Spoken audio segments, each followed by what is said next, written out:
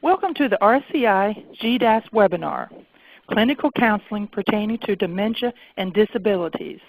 It will be presented today by Suzette Binford, who is from the Alzheimer's Association out of Atlanta. Before we get started, let's cover a few conference details. If you have a question during the conference, we ask that you type in your question. Suzette will do her best to answer as we go along, but if not, all questions will be answered at the end of the conference. Also, if you are at your own computer station, a post-test survey will pop up at the end of the webinar. There will be 10 questions about the webinar and personal information questions such as name and email address that will enable me to send you a certificate. If you are not at your own computer, I ask that you copy down the link that is posted on the last slide of the presentation. Use the link at your own computer to complete the post-test. Certificates will be sent within 1 week after we close the post-test. Please complete this test by January 18th to receive your certificate. Okay, we are now ready to begin.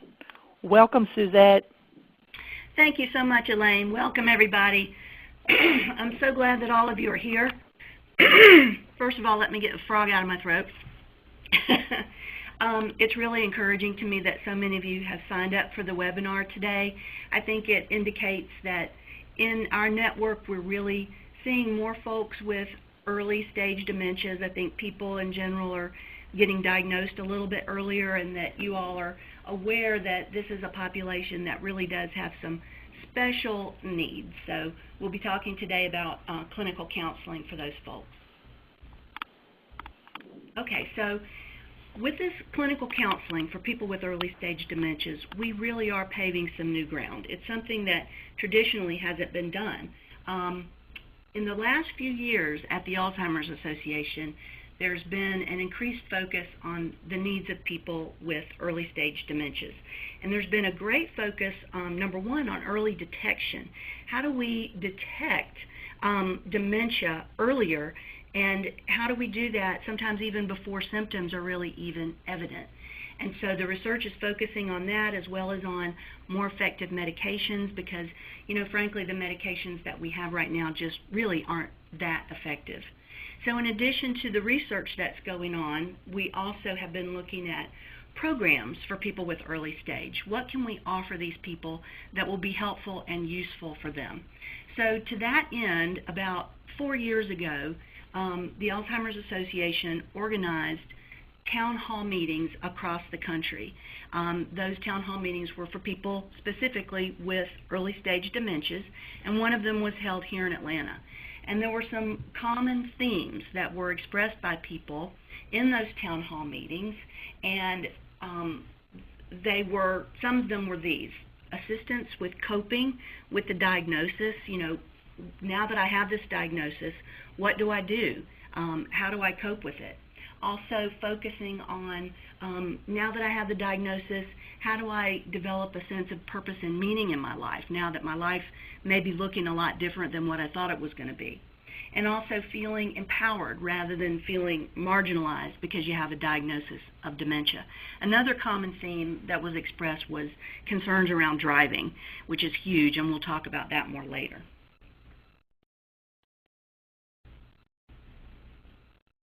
Okay, so doing the counseling really required a paradigm shift in the way that we think about people with dementia.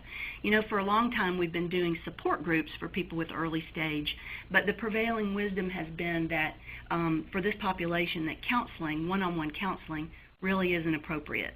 And we're really trying to change that thinking. If a person is early enough in the progression, we really feel like it's not just appropriate, but it's really needed. A lot of these folks are just having a really difficult time, and at the present with not a lot of places to turn for individual attention. And it is a new program, so it's going to be developing as we go forward. About 2 years ago, we were lucky enough to receive a grant from the Administration on Aging, which is now the Administration for Community Living, and we worked also with some AAAs across the state and the Division of Aging Services to formulate a grant on the needs of people with early stage dementias, particularly people who live alone. We focused on that, and we focused on financial capacity of people with dementias, also driving assessments, and one of the major components was this clinical counseling. And we worked with Robin Yale, who, along with Dan Kuhn, Dorby Morehart, Lisa Snyder, they're some of the pioneers in the early stage movement. And Robin Yale actually, or literally, wrote the book on early stage support groups. She was an early leader in this field. And in the last few years, she's been doing some of this clinical counseling with people with dementia, and she's developed a model for doing that, which is the model that we really sort of formalized during the course of this grant, and which we used both here and in the Augusta region. And Robin is just now putting the finishing touches on a book about this counseling. So that's really exciting. Hopefully sometime in the next year we'll be seeing the book, and she and I will be presenting on this clinical counseling at the ASA conference in Chicago in March. So that's how it all came about. Okay, so in this webinar today, the things that we really want to look at specifically in the context of the counseling are identifying the special issues and challenges of people with early stage. We're going to look at that therapeutic process, look at really the relationship with the person with early stage, which is really central to the counseling. We'll look at the role of the family in the model, and we'll look a little bit at screening, intake, and evaluation, and just the logistics of doing the counseling. Okay, so first of all, before we get started, let's back up and do just a brief refresher on what we're talking about here. First of all, just to clarify the difference between dementia and Alzheimer's. Dementia is a broad umbrella term that just means the loss of cognitive abilities caused by some medical condition that's severe enough to interfere with your everyday life. And Alzheimer's is the most common cause or form of dementia. It accounts for about 70%. So we'll be using the terms dementia and Alzheimer's fairly interchangeably today, although there is a little bit of difference. I just wanted to clarify that. Okay, so first of all, early stage refers to a person of any age who only has mild impairment, who's in the very early part of the disease.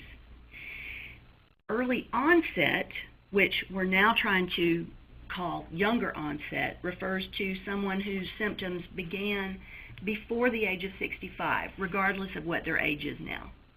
And newly diagnosed refers just to how recent the diagnosis is. It's not a hard and fast rule, but 6 months is usually used as sort of a benchmark for recent diagnosis. So in this, for the purposes of the counseling, we're really looking at people with early stage, people in the very beginning, and we did have in the counseling people in their 40s on up into their late 70s, but they were all early stage. Okay, so why are we doing this? Again, these folks really, in the past, have not had good resources for people who really understood what they were going through and were able to help them on an individualized basis. And the quote that I have here is an actual quote from one of our counselees. After I got the diagnosis, I felt lost. I didn't feel like I could talk to my family and friends about it. Some of them were too upset. Some, I think, just didn't want to face it. It was a very lonely time for me. And we found that that was very, very common, that, you know, people, when you get a diagnosis of Alzheimer's, you've just gotten a terminal diagnosis. And that can be very difficult to talk to your friends and family about. Also, you don't know what the progression of the disease is going to look like. It can be, you know, anywhere from 2 to 20 years. And it's very difficult to get your mind around, you know, having the diagnosis, especially, you know, as I said, I have had some really, really young people with this diagnosis, and they have to sort of change their mindset about what they thought their life was going to look like.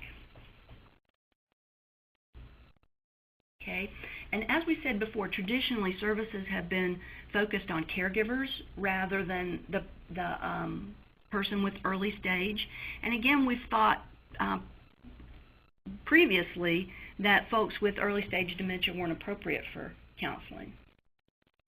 There are differences and there are similarities with this counseling as compared to sort of traditional counseling.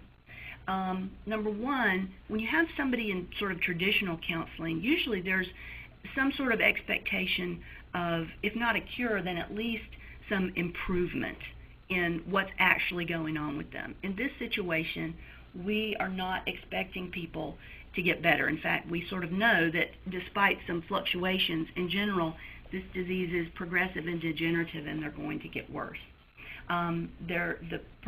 Each person's needs are different, and often they have challenges with their communication skills. Sometimes they have problems with their receptive communication, their ability to understand what you're saying, but more commonly they have difficulties with expressive communication. They might have word finding problems or difficulty in really expressing what they want to say. And of course, memory loss is involved. So as with traditional counseling, you have an expectation that your client is going to be remembering what you talk about from one section to the next. There may be some gaps for these folks. And for that reason, I think the structure becomes more and more important, both for the person with dementia and for the counselor. And there are also some similarities. Number one is the relationship between the counselor and the counselee. Just like it's central to traditional counseling, it's very important for this as well. When counseling folks with early stage, we're really trying to emphasize the positive. We're focusing on the positive aspects. We're not ignoring the other issues, the downsides. We're addressing the grief and anger and all of those things, but our focus is on the person's strengths and their abilities rather than on their impairments. We're trying to find new and renewed purpose and meaning in their lives. And I think that one of the ways we frame this is that it's sort of looking at the glass as half full. It's an opportunity to really look at your life and figure out what's important to do to you, what nourishes you, what are the things that you enjoy doing, and pursuing those things in a very focused way. Whereas, most of us, we're going through life, we're busy with our jobs, we think we'll get around to doing things later, and we never kind of do. This is an opportunity for people to really focus on what makes them the most fulfilled person that they can be given the circumstances. And we also focus on, in a positive way, building new relationships and strengthening existing relationships and forming support teams around people, and just really helping them go on with their life in the most positive way that they can. Okay, so in this next section, we're going to be looking at some special issues and challenges of people with early stage. And again, every single person with dementia is different, and it affects them differently. I'm sure you've heard the old saying, if you've met one person with Alzheimer's, you've met one person with Alzheimer's, because everyone is so different. But there are a lot of issues and challenges that are common for these folks. And we're going to talk about those in no particular order today. Okay, so first of all, family issues and relationships. The person's role in the family is often changed when they get a diagnosis of dementia. And a very clear example of that would be, for example, if someone is still working, they've had to quit their job because of their symptoms and their memory loss. They've always been the breadwinner, the one that maybe makes decisions for the family. They've managed the finances, and now they can't do that anymore. That's a huge change in their family role. And it also causes a shift in people's identity. The relationships that you have with other people are affected by your change in your identity. And different families deal with these issues very differently. Some of them are very open in discussing them. Other families really don't want to go there. And so you have to be sensitive to each person's situation. Okay, so the next one, obviously, memory loss and other cognitive impairments. The person often needs, number one, education about the disease process in general and what it looks like. I'm often shocked by some of the folks who I talk to who really have not, who they don't really know anything about their diagnosis, and they're just really starting from square one. But a good place to start with education with people with early stage is around the practical things, like if they need to have a calendar to remember their appointments, things like that. Things that they can, practical things that they can hold on to in a concrete way. And of course, people's judgment and decision-making ability are also affected. And so people can learn to understand that these things are affected, how to manage those things, and how to talk to their families about it, how they can adapt or adjust to their problems. But the best route to take is when people look holistically at their situation and really pay attention to their physical, brain, and mental health. And physical health, I will tell you, exercise particularly, is one of the only realms which has consistently shown very strong and positive results. We see this borne out with the people that we counsel. I have one man in my early stage support group who has early or has younger onset Alzheimer's. He has the familial gene, and he was a runner for years and years, and he stayed very, very stable, whereas his brother, who was not an exerciser, declined very rapidly. And when this man was no longer able to run, we saw an almost immediate decline in his cognitive abilities. And I really believe in the value of exercise for these folks. Okay. Next, we have planning. When the person is still in early stage, it's really the prime time, if they haven't done it already, to get their affairs in order, legal, financial, healthcare issues. And especially if someone's lost a job, there's also the income loss, the loss of insurance. This couple that I have been working with, they were 49 when he got the diagnosis. They lost his income. She has a daycare in her home and has always had insurance from his job, and so she's lost her insurance as well. And so it's been a major, major blow for them in that way. And also you have to look at issues around applying for Social Security disability if folks are young enough and are eligible. And these issues sometimes, in the face of the emotional impact of the diagnosis, can really seem overwhelming to people. And I think it can be really helpful to just sort of lead them by the hand and take them through it step by step. Okay. The next area of challenge is, of course, the psychological impact. In the past, we've really paid more attention to the practical aspects of the diagnosis and not much attention to how these people are feeling. Because again, the folks with Alzheimer's have just gotten a terminal diagnosis. And they have a myriad of emotions and often just have no idea how to cope with them. So this model really helps us go through this with them and work through the emotional components. Also, people have really varying levels of acceptance sometimes about their diagnosis, particularly because when you have good days and bad days, when you have a good day, you might start to have doubts about, well, is this diagnosis really right? Is this really happening to me? And also people with dementia, sometimes because of the nature of the disease, they have varying degrees of awareness about their impairment because of their impairment. They also, of course, have fear and frustration around their memory loss, and they can really, really struggle with issues of independence and autonomy and the need to ask other people for help. That can be a huge, huge burden for people because they don't want to have to ask other people to assist them when they really need it. Okay, and lots of people just feel adrift. They haven't had anybody, again, educate them or offer them any strategies. They're dealing with some really huge existential issues, and they're, again, thinking about the difference between what they thought their life was going to be like as opposed to what now the reality may be like. So they may really be struggling psychologically.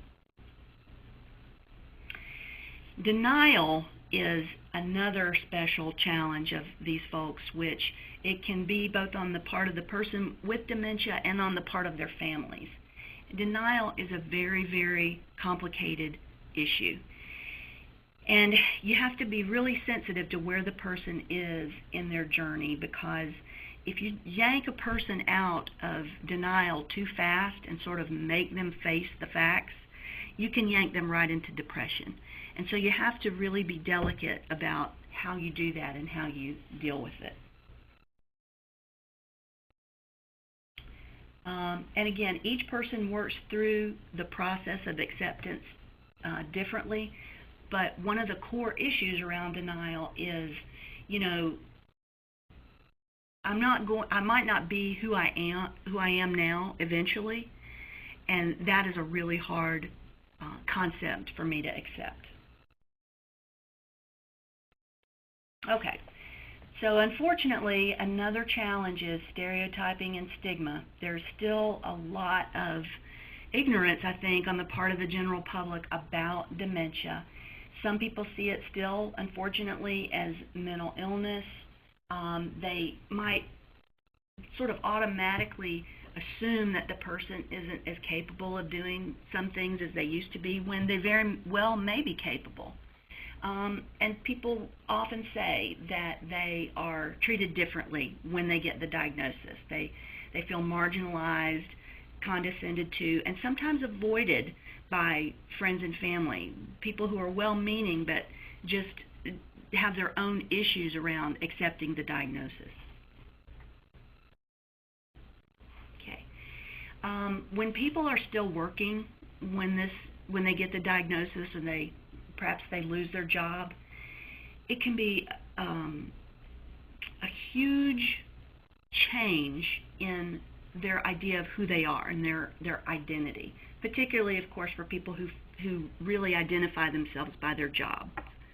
And I have found that one of the most difficult populations to work with is the folks who are really high-powered career professionals whose job has really defined them throughout their lives, and then they lose their jobs because of their memory loss. They really, really struggle. And it's not just the issues of identity, but the issues of course, the loss of income and also lifestyle issues. I mean, if you're suddenly at home all day when you've been, working 50 hours a week for years and years and years, that's a huge change, and it's a huge adjustment. And if people are still working and they get the diagnosis, a lot of times there are issues around, do I want to tell my employer about this? How do I manage that? What are the implications of that? Okay, and there are other financial issues, of course, that go along with this. The loss of a job, obviously, but around financial matters, there are also questions of whether the person is still capable of managing their household finances or their own finances. And we know that this population, even people in early stage, are very susceptible sometimes to fraud, scams, that sort of thing. So it's difficult to know at what point they're still able to manage issues around finances.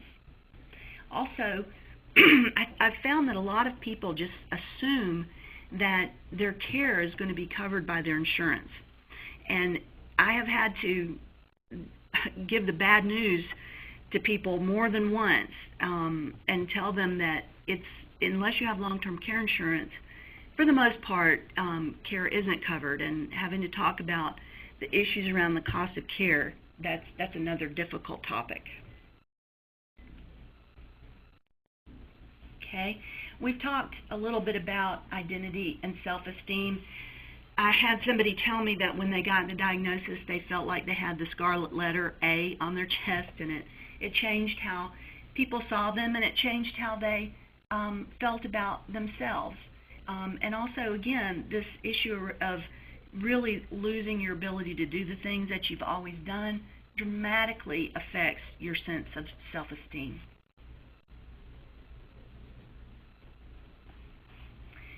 Okay, so changes in other activities. People's daily life, it will usually change just by virtue of the fact that they need help managing things like they're making their appointments, sometimes their medications. If they can't drive anymore, how are they going to get from place to place? And just the things that they've always done and always enjoyed, those things may be changing. For example, this is a great example, and I see this a good bit. People who love to read are no longer able to do that. They lose track of what they're reading. The words get mixed up, and they can't enjoy it anymore. And so finding new ways to enjoy those things becomes really important for people. For example, in this case, like trying to find somebody who can read to the person so that they can still enjoy books and literature and the things that they always have enjoyed. Okay, so safety issues, including driving, this is a huge one. Even in early stage, you have to look at issues around safety because, I know I have forgotten pots on the stove, and when you have dementia, you're even more at risk for doing things like that which might impact your safety, or medications. You don't want somebody who is forgetting whether or not they've taken their medications to be taken too much. But of course, the biggest issue, and probably one of the most difficult issues that we have to face, period, is the driving issue. Now, just because somebody has gotten a diagnosis of dementia doesn't automatically mean that they need to stop driving right away. There are folks who, if it's early enough, they're still safe to drive. But unfortunately, for a person with Alzheimer's, there will come a time when it is not safe anymore for a lot of reasons. And so one of the things that we often suggest to people, particularly if they have some doubts about their abilities, is driving assessments. There are specialists all over the state who can give driving assessments to help people determine whether they're safe to drive, say, with no restrictions, or maybe they're still safe to drive, but they should only drive in the daylight or only within a 5-mile radius of their house in familiar areas, those kind of things. But this driving issue is really huge. And I have a little cartoon for you. I don't know if you can see the caption. Marie, are you still driving? I can't tell you, unfortunately, how many cases of driving gone wrong we hear. We get reports on so many issues around driving, people getting lost in accidents all over the state. It's really, really scary, and it's a lot more than you might imagine. Okay, a couple of more special issues and challenges. We alluded to earlier the communication difficulties. People might have difficulty with their receptive communication, but again, it's more common with their expressive communication that they have trouble expressing what they want to say. They might be able to have an idea in their mind but not really convey what the meaning is, and they might get very frustrated by that. Their attention span can also be affected. And people who have vascular dementia, people who have had cardiovascular issues or strokes, sometimes have physical difficulties with their speech. And losing your ability to communicate can be so frustrating. And for that reason, I think we do see people who are not as inclined to speak at all.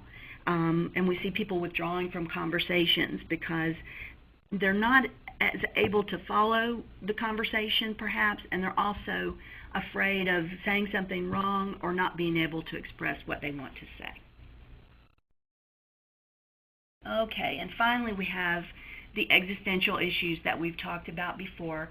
This Alzheimer's is a terminal diagnosis, Although, if it's not something that people are aware of initially when they get the diagnosis, that's something that we want to tread very carefully around.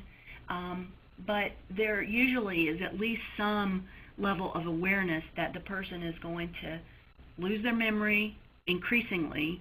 They're probably eventually going to forget who their loved ones are, and maybe even their own sense of identity. And that's a very, very difficult thing to face. And they have these spiritual questions around what comes after. Some people who have a very strong spiritual background and basis do better in this regard than others. People who have doubts in general about these issues sometimes have a very difficult time.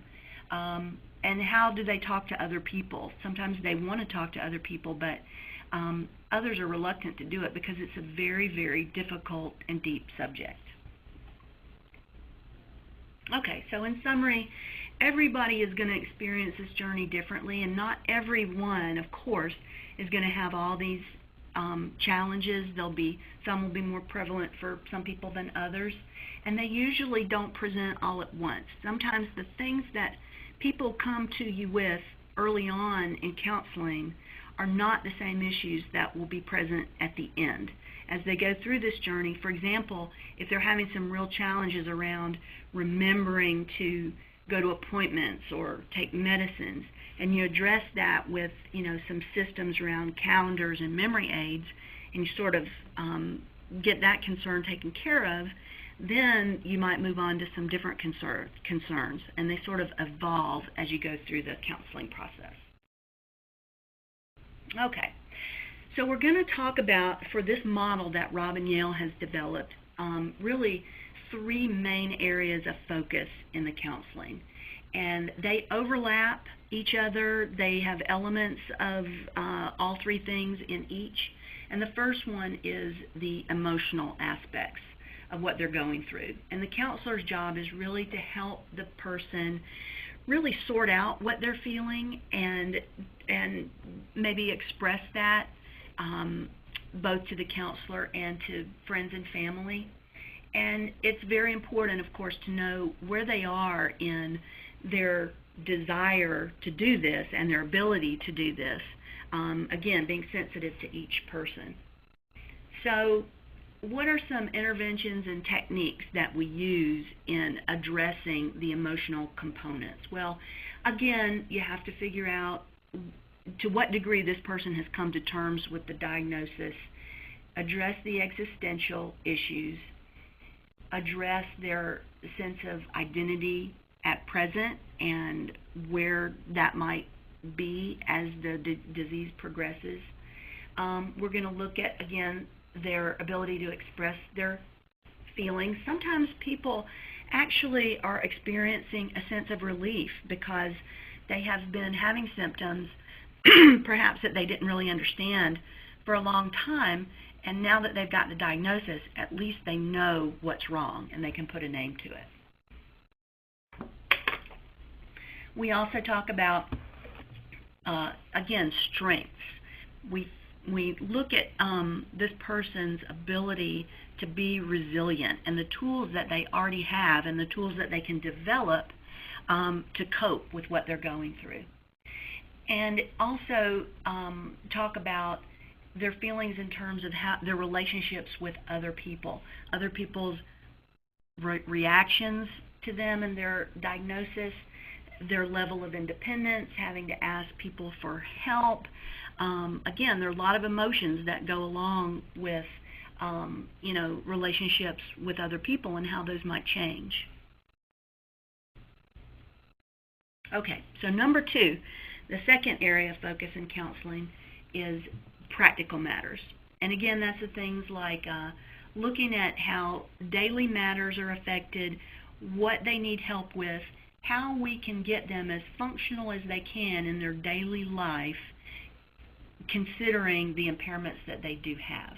And sometimes, again, it's things like finding tools like memory aids and calendars, and sometimes it's assistance with finding ways to simplify what they're doing so that they can still pursue things that they enjoy, but in a simpler way.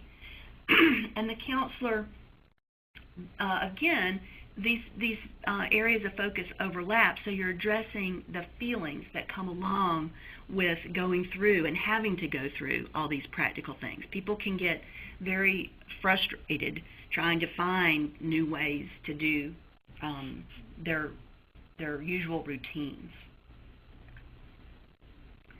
Some interventions and techniques that we might use around this, in addition to the memory aids, notes, reminders, keeping things in the same place all the time, are things like stress management. Sometimes these stress management techniques can be really, really helpful in just allowing people to slow down, take a deep breath, step back. Also, inject sometimes some humor into situations, because we all know if with this disease, having a sense of humor and being able to laugh is a very, very important coping mechanism. Also, we might, in this area of focus, talk about how to cope with their challenges in communication. I have some exercises on word substitutions, explaining what you mean in a different way, those kind of things. And we've talked about the importance of physical exercise. Cognitive exercises have also been shown to have some benefit in helping keep people's brains, at the most optimal level that they can be. And of course, the development of a support system is very, very important. Friends, family, church members, and professionals, and hopefully all working together to make this person's life the best that it can be. Okay, so the third area of focus in the counseling is lifestyle changes, because your day-to-day life, again, really is probably going to change, particularly when you've been working and you're not able to work anymore. If you can't drive anymore, you can't just hop in the car and go wherever you want to go. So what we want to do in this area is really look at how the person's life has changed, how they can adjust, again, both practically and emotionally. You see how that overlaps, and just finding new ways to accomplish the same things. Like if a person really enjoys attending a club and they can't drive anymore, let's find a little support team of folks who can, allow that person to enjoy that club and not change the lifestyle so much. So that's a practical issue and a lifestyle issue. So some of the techniques, again, we want to continue to allow people to pursue their social activities, their vocational activities as much as possible.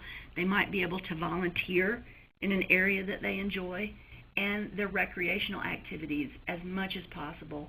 And this is an area that we also want to look at those issues around advanced planning, look at lifestyle changes in terms of family relationships, how the roles have changed, how the family members communicate with each other, asking for and accepting help so that your lifestyle can be as close as possible to what it was, and also the practical things around things like driving and managing finances. Again, those things are huge changes in lifestyle that we have to address. Okay, so let's look briefly at the therapeutic process in the clinical counseling. It's very much like traditional counseling, where you're really building trust with the person. The relationship in this case between the counselor and the counselee is really central. And in the process, you really have to dig sometimes to figure out where the person is in their understanding of what's going on with them, their acceptance of it, and their acknowledgement of it. Sometimes we run into people who have gotten the diagnosis, but they haven't told a single other person about it. Also determining what their concerns are, and we work a little bit initially around forming goals and again, those goals may change during the course of the counseling, but I think it's especially important for this population to have, in fact, I usually do it in a written way, to write down things that we're working on. Because of the issues with memory loss, I think it's something that they can refer to and really use as motivation as we go forward. And of course, in the therapeutic process, we're looking at their coping skills, and we're going to really want to evaluate their progress and reinforce to people that they have made progress and that they are finding new ways to accomplish things, that they're hopefully feeling better emotionally about the diagnosis. And again, the relationship between the counselor and the counselee is really vital. Relationship matters more than theory or technique in this case. And it really comes partly from understanding what these folks are going through as much as somebody who hasn't gone through it can understand it. I think that's really vital, because many times these people haven't ever spoken to somebody who really understands what they're going through.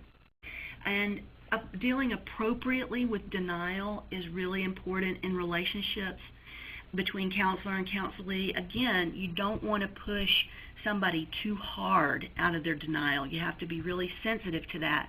And if you take a misstep there, it can really affect the counseling relationship. Okay, so who's appropriate for really doing this counseling? Of course, a counselor has to have the qualities that, all counselors need to focus on: the listening, ability to really, really listen to what people are saying, the acceptance, and the empathic understanding. But I think it's vitally important that a counselor in this area have a really good, solid background and knowledge of dementia and Alzheimer's. It's very difficult for a counselor who doesn't have that background to really adequately address everything that's going on with this population. Okay, and there are some specific process issues in working with folks with early dementia. Of course, you have the memory loss that you have to consider from session to session, the impairments in their ability to communicate and their ability to express themselves. You have to understand that in emotional reactions, they may have some catastrophic reactions. They may have some issues around suicidal ideation, and I have come across this more often than I ever thought I would. And I think one of the main reasons, of course, is because these people have gotten a terminal diagnosis, and it's a diagnosis that entails some honestly pretty awful symptoms, and it can be a very difficult course. Not that I would put it to the counselee like that, but that's just the reality of the situation. And so I've had lots of people tell me that they've had suicidal ideations. They have just, decided that they'd rather just, end it now rather than have to go through all this process. And so that's another whole issue, but we do have to be aware of these specific emotional concerns with this population.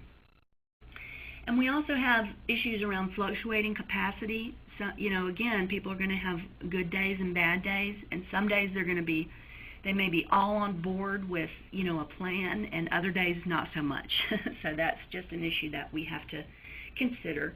And as in other situations, counseling situations, we just have to be aware of transference issues.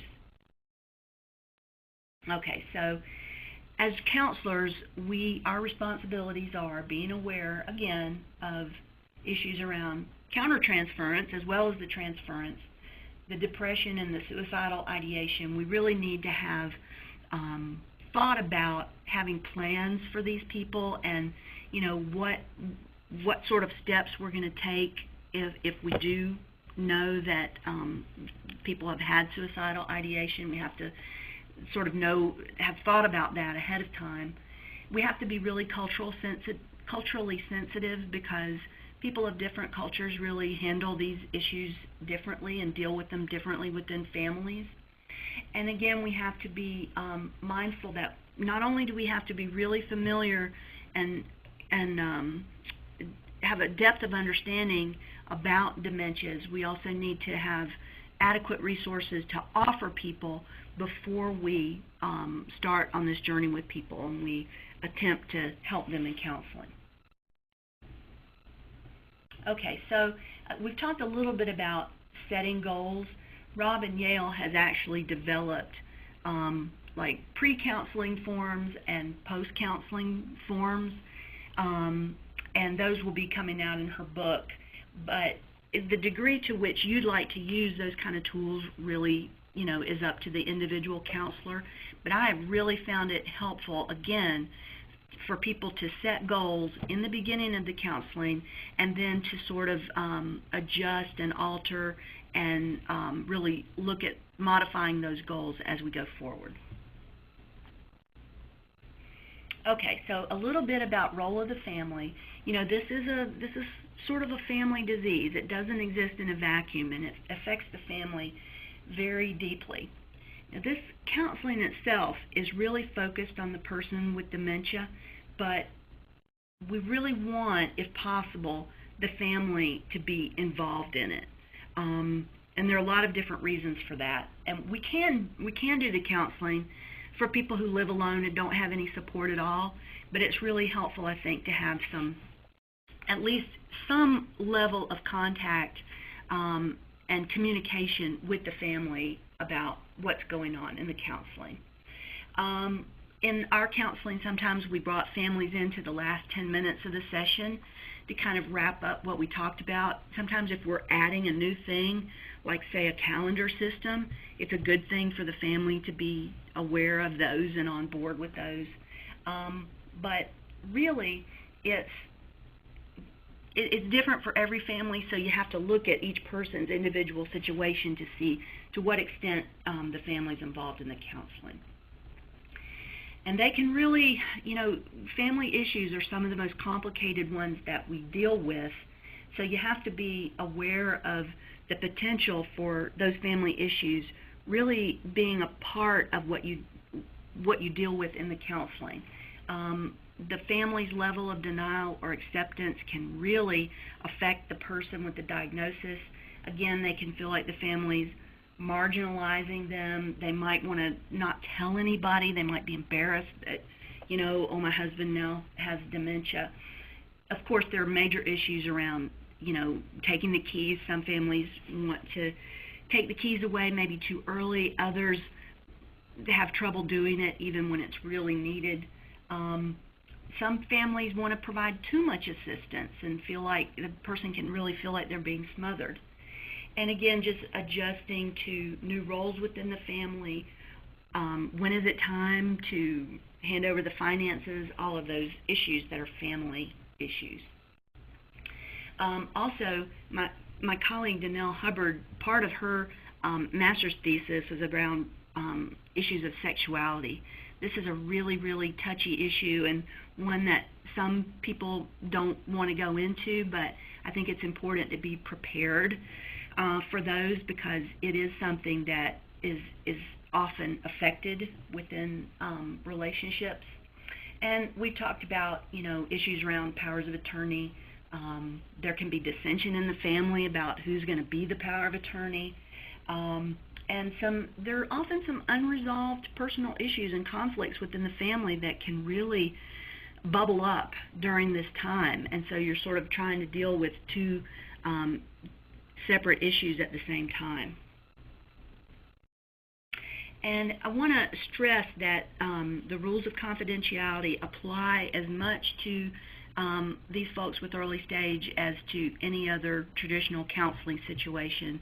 And we make it clear to people that the exceptions to that, the normal exceptions to that, matters of safety, emergency, or if they agree to share information with family members and agree to allow the counselor to do that, we can do that as well. But we have to be aware that the issues around confidentiality are the same. Just a little bit about screening. Number one, we want to know that a diagnosis has been made and the person is aware of it, and that they at least sometimes, acknowledge that they do have this problem, that they have some cognitive impairment. And this is probably the number one process issue. The dementia needs to be early enough to really clearly understand and participate in the counseling. You need to have somebody who is not far enough along that they're not going to be able to remember anything between one session and the next. I mean, it really needs to be early on in the process, and that's why screening. Rob and Yale has developed some screening tools which are very useful to help determine that, because it is tricky. And another important issue is the person willing to discuss what they're going through. Do they want the counseling? Is it something that they're interested in? Do they want to be involved in it? And is there a family member available to be involved? Again, that's not a deal breaker, but it is preferable. So this is the converse. When's a person not appropriate? The diagnosis isn't made. They're not acknowledging the diagnosis at all at any time. The dementia is too advanced. The person's not interested in counseling. The family's resistant or unavailable.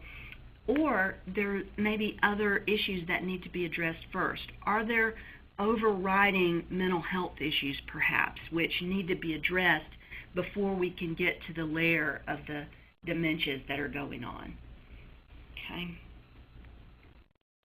And generally, when we've done this counseling, it's been 45 minutes to an hour per session, but because people do have good days and bad days, you have to be sensitive to sometimes that may be a little long.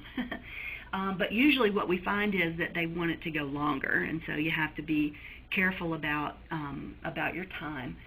The best time to do sessions, we found in general for most people, is the late morning or the early afternoon. Early morning, sometimes it's hard for folks to get going, and in the late afternoon, early evening, they're tired and often not as energetic or alert, and sometimes even you'd have some very slight issues with sundowning. So these are the best times to schedule your appointment.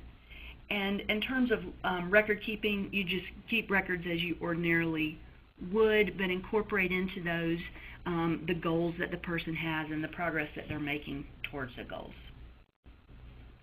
Okay, so I just have 2 case studies in here to sort of get you guys thinking about specific situations and what you might do, how you might start out with somebody that walked into your office and had these immediate concerns.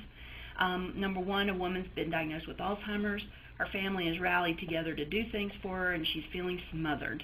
And the family, they're trying to do all this stuff for her, and they feel like she's not appreciating the help that they're trying to give. So there are a lot of issues in this situation that we've just discussed. And here's the next one. A woman comes into counseling with issues around doing difficulties doing the things she loves, like cooking. She's had at least one episode of leaving pots on the stove and burning things. So how are we going to get these people, in general, to be as functional, happy, capable as they can be, and leading the best quality of lives that they possibly can, focusing on the positive aspects of their situation? Okay, so that's about it for me. Okay, Suzette, we appreciate that. We do have a couple of questions already posted. The first one is from Cindy. She asks that you please explain transference and counter-transference. Transference is, if I remember from my counseling days, but I think I'll get the general gist of this, is when folks are sort of projecting on you issues that they have with other folks, and they're not reacting to you solely in the role of a counselor. And the countertransference is going the opposite way from the counselor to the counselee. You have to be aware of, how they're regarding you, how you're regarding them, and keeping the relationship just on the basis of, what's presenting at the time, and not letting other issues creep into the counseling relationship. I hope that makes sense. It does to me. I appreciate it. And before we go on to the next question, I want everyone to see Suzette's contact information. We appreciate everything that the Alzheimer's Association does, not only in the state of Georgia, but throughout the country. So if you have any questions or whatever, jot down her info, and I'm sure she'll be able to help you later. At this time, I'm going to forward it onto our slide for the post-test. And then we have one more question. And again, it is from Cindy. And she says, have you ever had a situation in which a person in counseling has forgotten that they have agreed to share information with a family member? That's an excellent question, Cindy. Hello, by the way. I have not had that situation come up, but, I can very easily see it happening. And so, you may actually want to document that kind of thing, and just have it, have a record available that permission has been given, and then, gently, you have to be very gentle, with the folks, but have a way to gently remind them, and if you need to, prove to them that they did give permission for information to be shared. And I know that's really delicate, and it can happen, but fortunately it's not happened to me yet.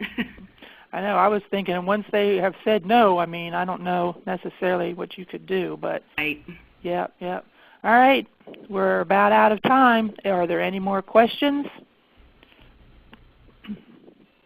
Again, Suzette, we do appreciate it, and it was great partnering up with Rosalind Carter Institute and the Alzheimer's Association. And we will be getting with them again, everybody, in March.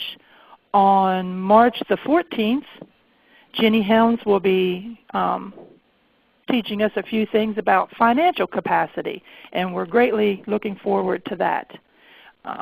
Doesn't seem that we're having any more questions, so at this time I'm going to stop the recording, and the post-test will pop up shortly. Thanks, Suzette. Thank you so much, Elaine. It was my pleasure. Okay, bye-bye. Bye-bye. Thank you. Please stand by.